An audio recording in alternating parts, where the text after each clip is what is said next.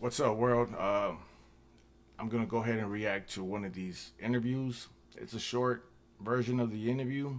Was when Andrew Tate was on the Alex Jones show. Let's see what they're talking about.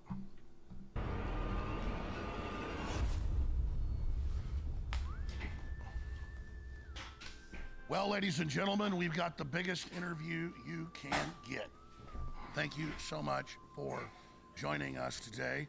Andrew Tate, who truly lives by the Nietzschean creed of that which does not kill you only makes you stronger, is going to give us a long form, uninterrupted interview right now. We're very honored and blessed to have him. I've known this man for 6 years. He has incredible integrity, and he's completely innocent of all the fraud that has been thrown at him. I personally have experienced the same tactics. So has President Trump, so has Julian Assange and others. This is how the CIA operates, and make no mistake, this is a CIA operation that has all the hallmarks, and Mr. Tate, I know, can recognize that as well because his Sheesh, the CIA. When the CIA is after you, one of the most crooked organizations ever. father was in the Central Intelligence Agency and world champion chess player. He is a multi-time world champion, a heavyweight kickboxer, and of course the most Googled man in the world. And when he stood up to Greta Thunberg and the carbon taxes, well, you know the rest of the story. Andrew, great to have you with us. Brother, I've known you for such a long time. We've been talking the truth for so long. It feels like eternity. We've been screaming the truth to the world. And it's remarkable that we get proved right time and time again. And when we say something new is coming, people still look at us like we're crazy. I mean, how many times do we have to be correct before people understand they should listen to us before it's too late?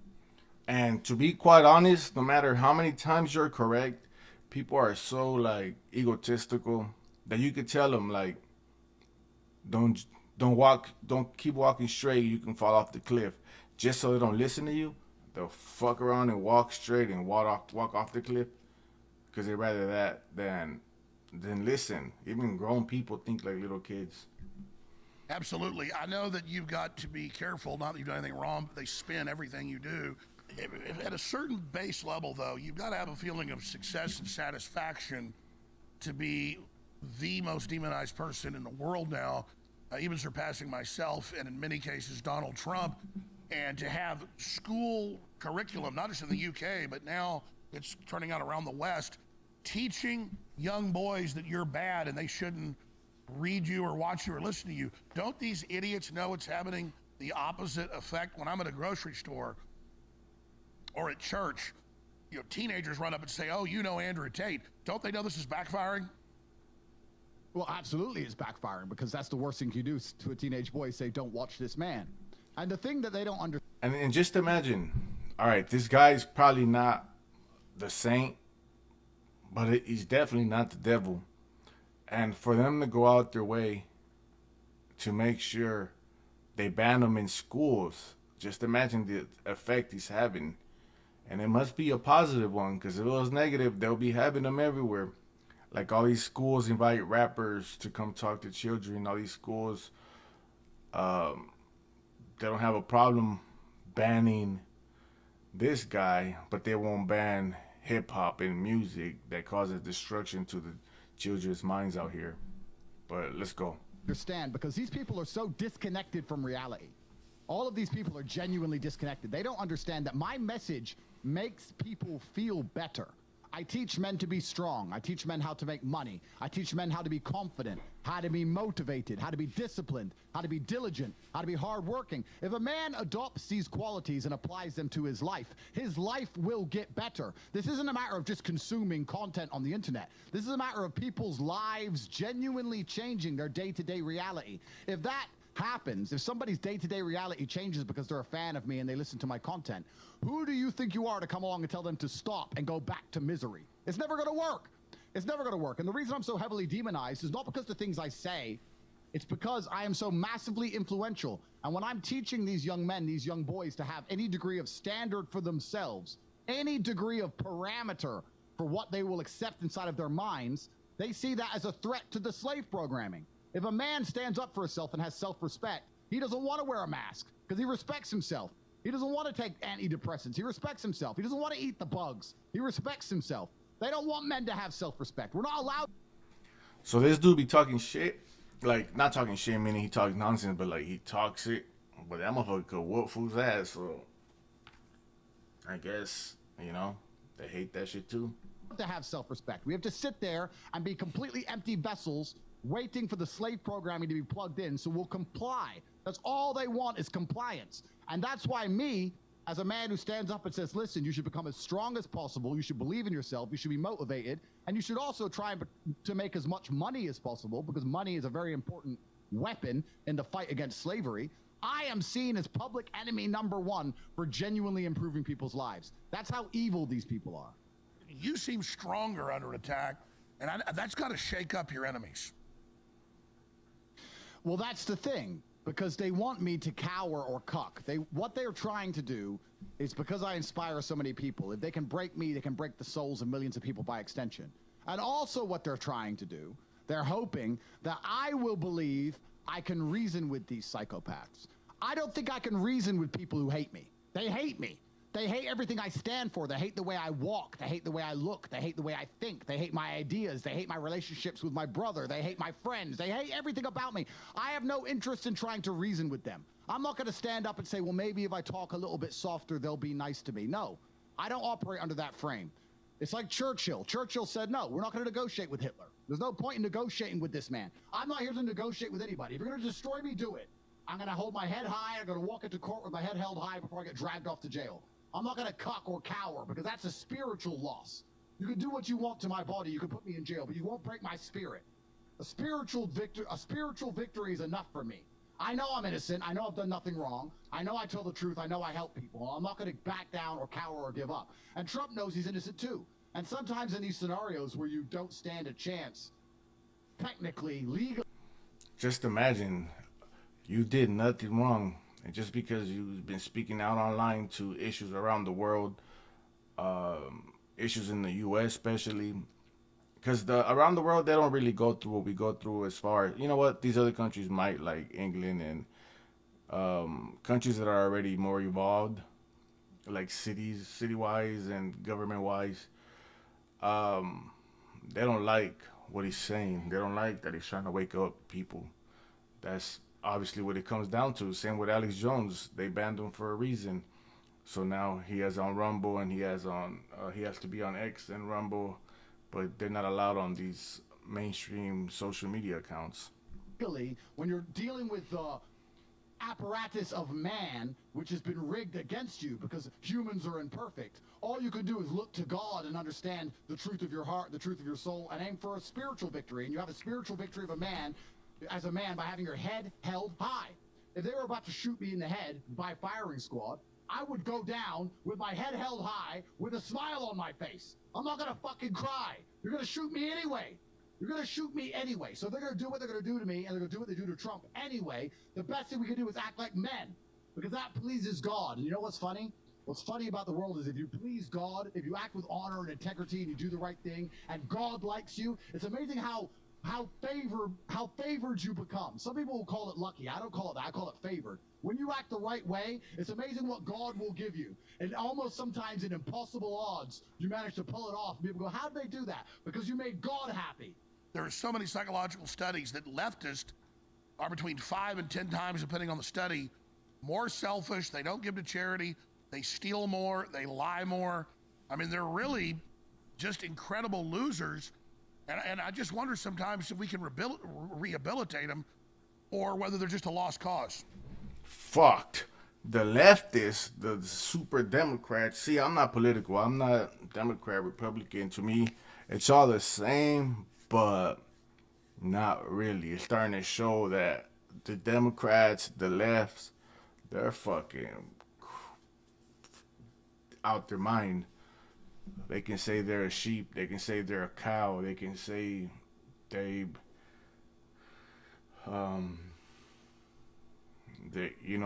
any bullshit, and that's what they're talking about. Let's see. It's a good question, and they are the end result of a very sophisticated propaganda machine, which has been built with the sole intention of creating miserable drones which will believe anything they are told. These people can be told the sky is green, and they'll believe it. And all of the propaganda which is being pumped their way is negative. The world is going to end because the sun is hot. Don't have kids, that's bad for some reason. Don't eat meat, only eat the bugs. Sit at home. You should have a therapist. You should be on antidepressants. Like, they're just trying to pump nothing but negativity of these people, and they absorb it. And this is what I said to one of my friends. My friend said, Andrew, you've been through so much for telling the truth. Why do you do it? And I say, well, you either fight against the injustice and tell the truth, and you suffer the consequences of that, or you believe the bullshit and suffer the consequences of being at war with your own mind and your own biology and end up miserable anyway. There is a war that cannot be escaped, and I would rather live true to God and tell the truth and fight the war this way. Every single hero in every single movie goes through adversity. There's never been a hero movie where all he does is win. No, to be a hero, you have to suffer. And this can be extrapolated out, not just about my life, but about all men out there. If you're suffering in some degree, even if you're a normal guy with a normal job and you're suffering at your job, or you've had your heart broken because your girl left you, or whatever, if you're suffering, that's part of your hero's journey. There is no hero's journey without suffering. If you have an easy life the whole way through, you never get to be a hero. That's the whole point of being a man, is that you're supposed to suffer. You're supposed to eat pain for breakfast. You're supposed to come and grow into a better version of yourself.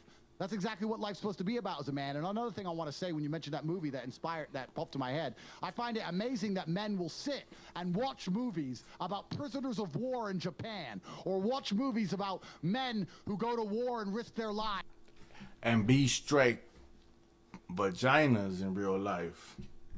Or watch all these hero movies, and they have admiration for the hero, and they believe themselves to be some version of a hero, and then they're too afraid to say no to putting on a mask.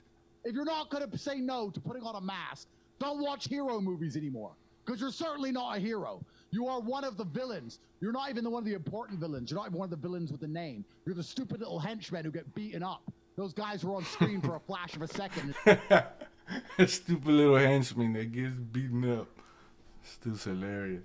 Die without consequence. Nobody even cares or mentions them again. Their family don't even get to give them a funeral. They're nobodies. You're a nobody villain. You're not even an important one. The important villains, we know their names. You're a number. You're not a name. If you're going to watch superhero movies, don't put a mask on your fucking face. And if you want to be a superhero in life, you need to understand that for 80% of the movie, you're going to suffer. For 80% of the movie, you're going to lose. Watch any superhero movie. For 80% of the movie, it is nothing but pain and frustration and difficulty. And when your life is that way, you have a chance to grow into something fantastic, and you should thank God for... Damn. Men, guys, boys, what do y'all think? Do you think we suffer 80% of the time in life? I would have to agree. Because life is, as a man, is difficult. We go through a lot more, and that's fine, you know? But only the strong survive. For every difficult thing he puts in your path. How do we get, in closing, the general person that drives a truck or is a school teacher or a nurse to realize how powerful they are and what they can do extracurricularly, instead of just thinking of themselves as this little person? How do we get little people to realize how big they are? Yeah, they can't ban all of us, and they can't put all of us in jail, and they can't take everybody's bank. It is a battle of numbers. There has to be enough people to stand up and say, no, this is absolute garbage. And I agree with you. I wish we could reason with these people. Imagine how fantastic the world could be if all the world's global finance was actually aided towards helping people and truth. I have another website I haven't mentioned yet, TatePledge.com. I donate over $20 million a year to charity. Nobody mentions that. MSM will print negative about me all day long. They don't mention it. Let me pause, because we're taping this. I want to say here for the crew, I've seen the millions of meals you're donating all over the world. Send us that ad. I want to. Damn. So, also donates money, real charities, and this is what happens when you're winning in life. They come for you. Put this in here right now. Yep. Tell us about that. I think I meant to mention that. Glad you brought that up. Yeah, TatePledge.com, because it's very simple. I donate money, and unlike most charities, which are full of garbage CEOs taking a bunch of money and inefficiency, no, mine's very simple. Money, people on the ground, buying food. And I feed thousands of children every single day in war-torn countries, in the hardest countries to reach on earth. And how many times does the MSM mention it? Never. How many times do the leftists mention it? Never. How many people do they feed? None. These people are genuinely evil. They're just interested in trying to attack me as opposed to talking about the good I do or doing any good themselves. And that's why I say we can't reason with them until they have souls. Because I have a soul. There could be somebody I dislike, and I could dislike all of their ideas, but I can still sit and say, well, he clearly feeds thousands of starving children a day, so he's not all bad. They can't even do that.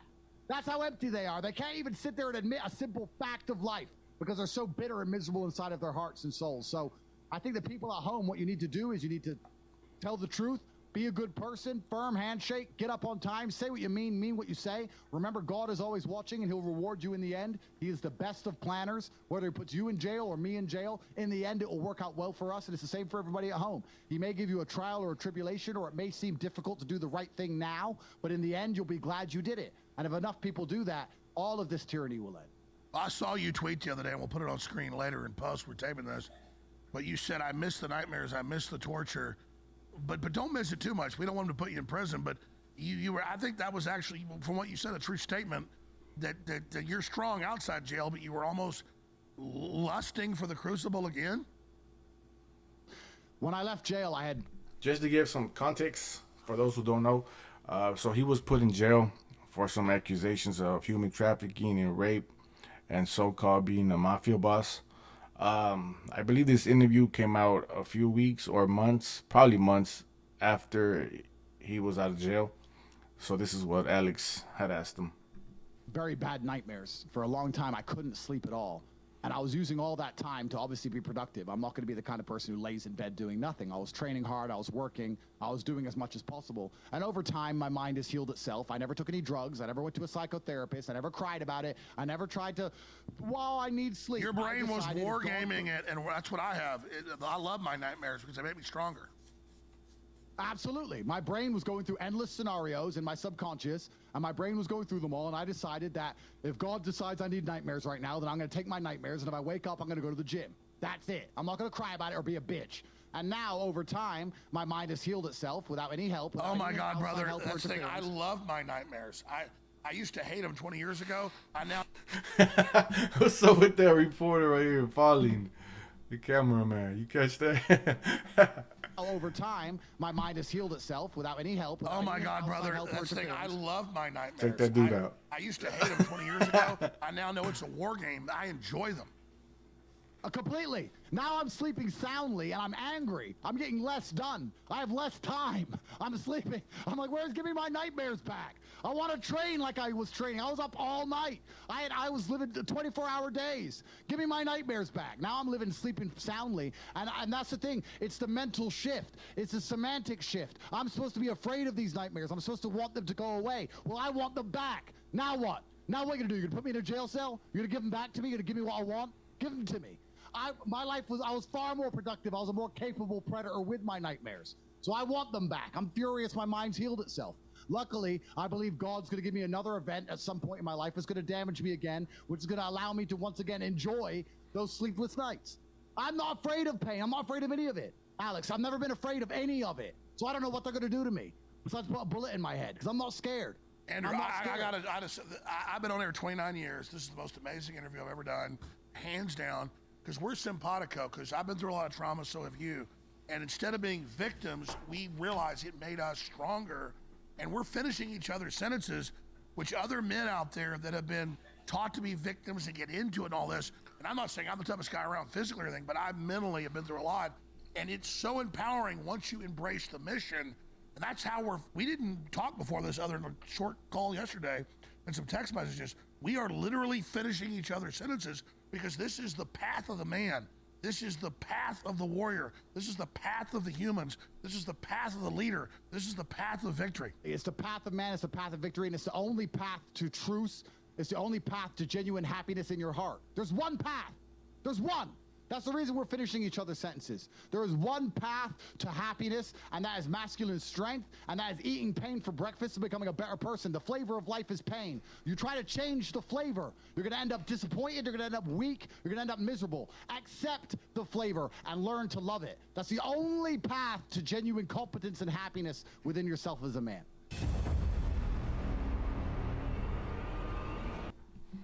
So that there was a shorter version of a couple hour long interview, I believe, What do you guys think about it? What do you guys think about Alex Jones? What do you think about Andrew Tate? What do you think about what's going on out there right now in the world? Um, if you can, drop the comment down there and hit the like. Let me know what you think. Let me know you want to see some more reaction videos. All right, you guys, that's it for today. This is Untamable checking out.